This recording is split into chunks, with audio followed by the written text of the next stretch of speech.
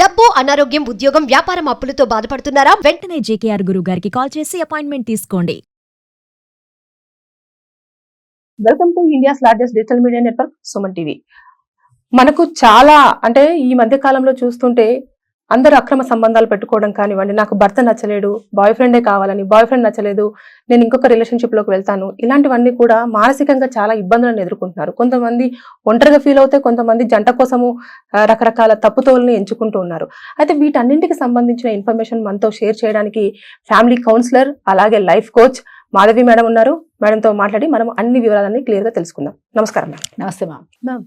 అంటే ఇప్పుడు మనం చూసుకుంటే 12 ఇయర్స్ అంటే బేసిక్గా అయితే 18 ఇయర్స్ 19 ఇయర్స్లో లవ్ మనం చూస్తూ ఉంటాం. కానీ ఈ మధ్య కాలంలో 12 ఇయర్స్ నుంచే స్టార్ట్ అవుతుంది లవ్.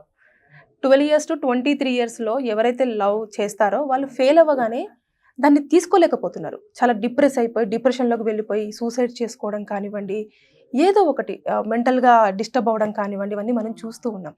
ఎందుకని ఎక్కువ ఈ ఏజ్ గ్రూప్ మధ్యలోనే జరుగుతుందంటారు? ఈ పీరియడ్ ఆఫ్ టైం ఏంటంటే అడాల్సెంట్ ఏజ్ అంటామండి.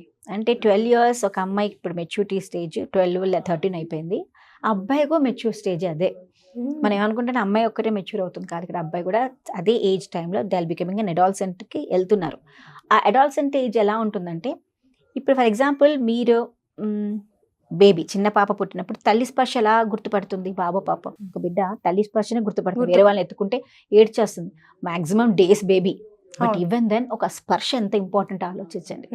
ఈ స్పర్శ ఏదైతే ఉంటుందో ఒక ఓదార్పు, ఒక అర్థం చేసుకోవడము, లేకపోతే ప్యాంపరింగ్, లేకపోతే yes I'm there with you అని చెప్పే టచ్ అండి అది.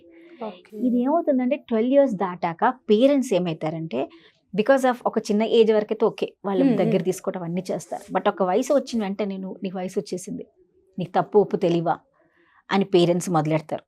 ఇక్కడ అమ్మాయిలకి ఏ పని చేసినా దానికి ఒక క్వశ్చన్ లాగా, అంటే ప్రతి ఒక్క పనికి ఇది ఎందుకు చేసావు, దీనికి ఎందుకు చేయలేకపోయావు, అది ఎందుకు రాలేదు. అప్పుడు దాకా చేయకపోతే ఏదైనా తప్పు చేసినా పేరెంట్స్ అబ్బా నా పిల్లలు ఇప్పుడు ఫోన్ ఎత్తితే చిన్నప్పుడు మనం ఫోన్ గురించి మాట్లాడదాం ఒకసారి. చిన్నప్పుడు ఫోన్ తీసుకుంటే అబ్బా మా అబ్బాయి 2 ఏళ్ళండి, అబ్బా ఫోన్ ఓపెన్ చేసేస్తాడు, వాడికి తెలిసి కూడనని చాలా ఆనందపడతారు. ఇప్పుడు అదే పేరెంట్స్ మా అబ్బాయి ఫోన్ పిచ్చి ఎక్కువ అయిపోయింది, మొబైల్ అడిక్షన్ అయిపోయిందని పేరెంట్స్ చెప్తారు. ఇది అలవాటు చేసింది ఎవరండి అక్కడ? అయితే ఇప్పుడు మనం పిల్లల గురించి మనం మాట్లాడుకున్నప్పుడు ఆ ఏజ్ వచ్చాక పేరెంట్స్ ఏం చేస్తారంటే వాళ్ళ దగ్గర కూర్చోపెట్టి మాట్లాడడం ఇవన్నీ మానేస్తారు.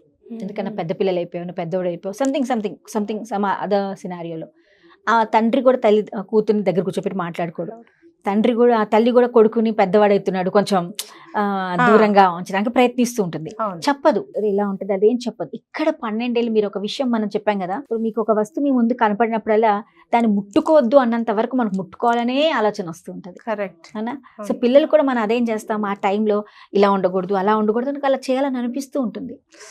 అలాంటప్పుడు మనం యాజ్ అ పేరెంట్స్ గా వాళ్ళు చెప్పం, రే నీ వయసు ఇలా ఉంది. ఎందుకంటే తండ్రి ఆ వయసు నుంచి వచ్చిన వాడే కదా, ఆయనకు కూడా అవే టైంలో మైండ్ అంటే అంటాం కదా ఆ లెవెల్ అతని థింకింగ్ ఎలా ఉంటుంది, అతని హార్మోనల్ చేంజెస్ ఎలా ఉంటాయి అయితే తెలుసు కాబట్టి చెప్పడు కొడుకుకి. చెప్తే వీడు తెలియని విషయాలు ఎందుకు చెప్పాలా అని నిజంగా ఆలోచించండి. ఇప్పుడు కాలం పిల్లల్లో మనం చెప్పకపోయినా మనకి బోల్డ్ అని మీడియాస్ ఉన్నాయి, దట్ ఈస్ అ రీజన్. అది అయిపోయినాక మన పిల్లల దగ్గర కూడా పేరెంట్స్ ఏం చేస్తారు, సినిమాలు చూస్తూ ఉంటారు. చిన్న సినిమా ఏదో సినిమా చూసినా పిచ్చి సీన్ ఏదో వస్తుంది, వెంటనే అమ్మో నాకు పిల్లలు ఉన్నారని చెప్పేసి ఒకసారి మర్చిపోయి కూడా చూసేస్తాం, ఒక్కోసారి మార్చేస్తాం వాళ్ళ ముందే. ఇప్పుడు న్యాచురల్ పిల్లలు ఏమొస్తుంది, ఏదో ఉంది కదా అమ్మ నాన్న ఎందుకు మార్చుంటారు అని ఫీలింగ్ వచ్చేస్తుంది. వెంటనే పిల్లలు ఏం చేస్తారు, ఎందుకు మమ్మీ మార్చావని అడుగుతారు. ఇప్పుడు తల్లి ఏం చెప్పాలి, నీకు అవసరం లేని విషయం రా అంటది. అవునా? అప్పుడు అమ్మా అయితే నాకు అవసరం లేదైతే నేను తెలుసుకోవాలి స్టార్ట్. సో ఇలాంటి థింగ్స్ ఏదైతే జరుగుతాయి లైఫ్ లో పిల్లలకి, that is the reason why 12 ఏళ్ళకి 13 ఏళ్ళకి ఎప్పుడైతే ఇలాంటి ప్రేమ పేరెంట్స్ దగ్గర రాని ప్రేమ, ఆ ఆలోచన, ఆ టచ్ బయట వాళ్ళ దగ్గర నుంచి ఎప్పుడైతే స్టార్ట్ అవుతుందో they start attracting. Because 12th years మనం తీసుకుని మీరు ఎందాకన్నా 12 years is a time of a child, వాడికి ఆపోజిట్ సెక్స్ తో ఉండడానికి చాలా వరకు స్టార్ట్ అవుతూ ఉంటుంది. That is the reason mother ఎప్పుడు కూడా కొడుకుతో కూర్చొని మాట్లాడాలి అని అంటాం, తండ్రి ఎప్పుడు కూతురుతో మాట్లాడాలి అని అంటాం. కానీ చాలా వరకు అది చేయరు. పెద్దగా అయితే పెద్దవాళ్ళే అంటారు ఇంట్లో, ఎంతగా పెద్దాన్ని వైపు తండ్రి మీద ఎగురుతావా అని. తండ్రి కూతురు రిలేషన్ లో మనం ఎవరండి మాట్లాడడానికి? తప్పు కదా. అక్కడ మన తప్పు పెద్ద చిన్న లేదు అక్కడ, అది నిన్న ఎలా ఉంది ఇవాళ కూడా ఆయనకి అదే. కానీ ఎప్పుడైతే బాండ్ పెట్టామో తండ్రికి కూడా ఒక రకమైన అవును కదా పెద్దదైపోయింది నా మీద ఎక్కకూడదేమో ఫీలింగ్ వస్తుంది. ఇప్పుడు ఈ టచ్ ఈ అమ్మకి ఎవరిస్తారు? బయట వాళ్ళు ఎవరైనా ఓదార్పుగా తీసుకుంటే ఆ టచ్ అయిపోయాయి.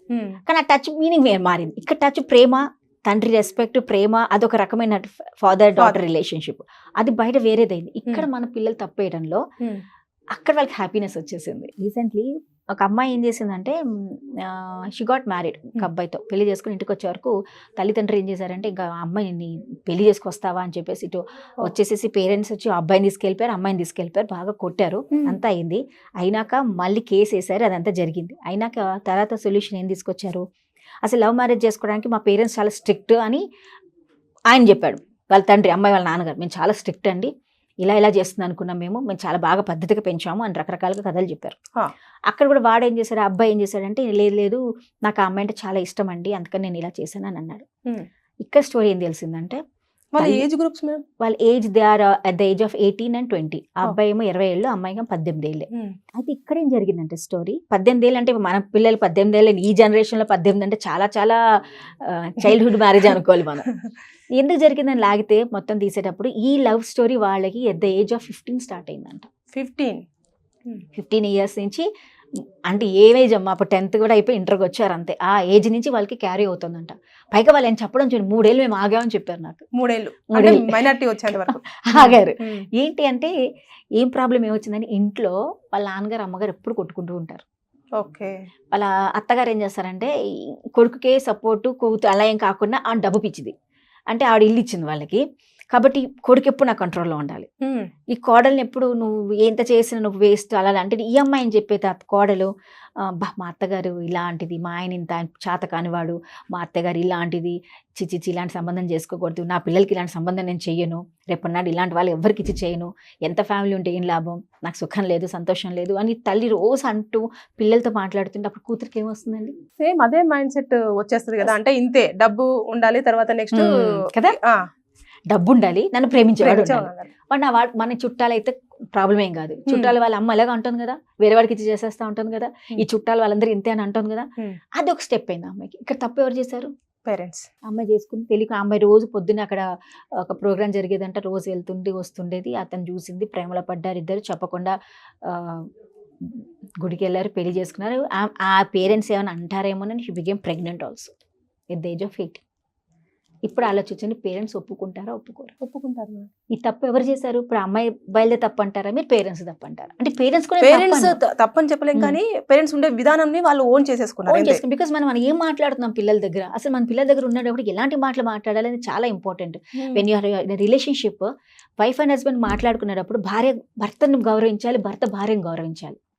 ఆ రెస్పెక్ట్ లేదనుకోండి ఇద్దరి మధ్యలో, పిల్లలకి మనం ఏం నేర్పించాం. చైల్డ్ బయటకు వచ్చిన తర్వాత ఇప్పుడు వాళ్ళ అట్రాక్షన్ లో ఉన్నారు, అంటే లవ్ ఒక 25 years దాటిన తర్వాత మొత్తం థాట్స్ మారిపోతాయి, అన్ని మారిపోతాయి. అప్పుడు మరి లైఫ్ లేదు, ఇంకా అడ్జస్ట్ అయిపోతారు. ఇప్పుడు ఎలాగో చూసుకోవాల్సిన తప్పదు కదా, చేసిన తప్ప ఇంక సొసైటీ వల్ల మారుతామండి మనం, ఇంకంతే. ఆ ఏజ్ సొసైటీ గురించి ఆలోచించారు. 25 ఈజ్ అ ఏజ్ మెచ్యూరిటీ, మొత్తం మన మైండ్ మెచ్యూరిటీ లెవెల్కి చేరుకుంటుంది. ఎట్ ద ఏజ్ ఆఫ్ 12 మనకు అంటాం, 12 నుంచి 23 years వరకు మన మైండ్ అసలు మెచ్యూర్ లో ఉండదు. మనకి ఏదైనా మనమే కరెక్ట్, ఏం చేసినా మనదే రైట్. మనకి ఎక్కువగా కోపాలు అప్పుడే వస్తాయి, దెబ్బలాడడానికి, రివోల్ట్ కండిషన్స్, డిప్రెషన్ కండిషన్స్ అన్ని ఆ ఏజ్ లోనే ఉంటాయి. బికాస్ అదంతా మన ముందు లైఫ్ లో జరిగిన ఇంపాక్ట్ అంతా అప్పుడు ఉంటుంది. కాబట్టి ఆ 23 years వరకు మీరు ఏ పిల్లలు మీరు ముట్టుకున్నా వాళ్ళ పాత హిస్టరీ చూస్తే గ్యారంటీ దాంట్లో ఏదో ఒకటి కేసు మీకు కనబడుతుంది. కానీ ఎవరిదైతే ఇది అంత దాన్ని 25 years ఎప్పుడైతే వస్తుందో దానికి మెచ్యూరిటీ లెవెల్స్ వచ్చేస్తాయి.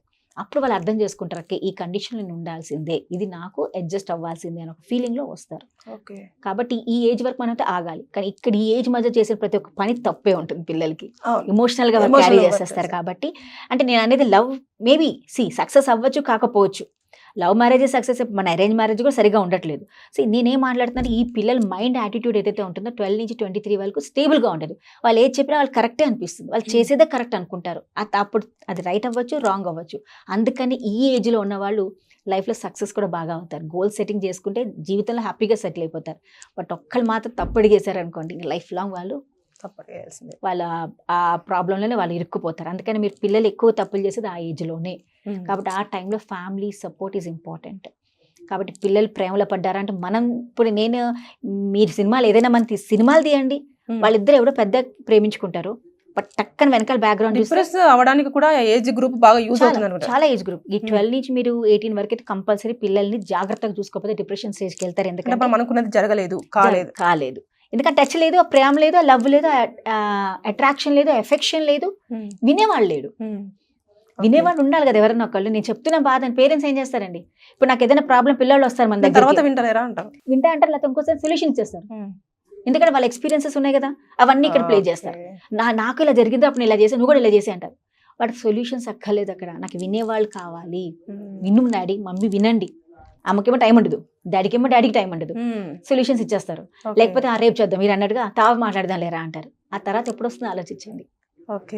ఈ ఏజ్ లో ఆ పిల్లలు ఎవరు ఉండక, పేరెంట్స్ లవ్ దొరకక, తర్వాత లవ్ చేసిన వాళ్ళు కూడా సడన్ గా హ్యాండ్ ఇచ్చేస్తే దాన్ని తీసుకోలేక డిప్రెస్ మీ క్యాన్సర్ వచ్చింది కదా అయిపోతారు అన్నట్టు. ఇది ఎవరంటే చాలా ప్రాబ్లం కదా. ప్రేమించేవాడు నన్ను అర్థం చేసుకుని వెళ్ళిపోతే ఇంకా నాకేముంది లైఫ్ లో. అమ్మ నాన్న వినిపించుకోవట్లేదు, ఇన్ని రోజుల నుంచి వీని ప్రేమించాను, వీడో ఇదో నన్ను వదిలి వెళ్ళిపోయారు. ఇంకా నన్ను ఎవరినంటే నేను ఎవరికి అక్కలేని వాడిని, నేనే ప్రాబ్లమాటిక్ పర్సన్. అందుకని నా దగ్గర ఎవరు ఉండట్లేదు, అందుకని నేను ఎవరు అర్థం చేసుకోవట్లేదు, ఎవరు నన్ను వినట్లేదు, నేను అసలు వేస్ట్ అని ఫీలింగ్ వచ్చేస్తుంది. నీకు ఎప్పుడైతే నన్ను నేను తిట్టుకుంటానో, నన్ను నేను వేస్ట్ అనుకుంటానో, న్యాచురలీ నా వల్ల ఎవరికి యూజే లేదు ఇంట్లో, ఈ సొసైటీలో ఎవరికి నేను అక్కర్లేదు, అందుకని అది వెళ్ళిపోయింది. వాడు వెళ్ళిపోయాడు, అందుకని నా పేరెంట్స్ నన్ను పట్టించుకోవట్లేదు, నా ఫ్రెండ్స్ నాతో ఉండట్లేదు, ఇంకా నేను ఎందుకు బతకాలన్న ఫీలింగ్ వస్తుందా లేదా మనిషికి? అయిపోయింది. రకరకాల అయిపోతాయి ఆలోచనలతోటి సూసైడ్ చేసుకుంటారు. మనం ఆ టైం అంటే సూసైడ్ లో ఒక సెకండ్స్ ఉంటాయంట, ఫ్యూ సెకండ్స్ ఆఫ్ టైం. ఆ సెకండ్స్ లోనే తను మార్చిపోయాడు అనుకోండి, చచ్చిపోడు. కానీ ఆ సెకండ్ లో అతను ఆ డెసిజన్ మార్చుకోకపోతే he will jump, he will kill himself. ఆ టైంలో అతనికి ఏది గుర్తుండదు, బికాస్ అంత డీప్ స్టేజ్ లో ఉంటాడు. అతనికి మంచి అంటే చాలా క్రూషియల్ ఏజ్ గ్రూప్ అన్నట్టు, అది చాలా వాల్యుయబుల్ ఏజ్ గ్రూప్ కూడా చెప్పుకోవచ్చు మనం. చాలా వాల్యుబుల్. సో పేరెంట్స్ సపోర్ట్ అనేది ఆ ఏజ్ లో చాలా ఎక్కువగా పిల్లలకు ఉంటే ఇలాంటివి జరగవని మీరు చెప్తున్నారు. Thank you.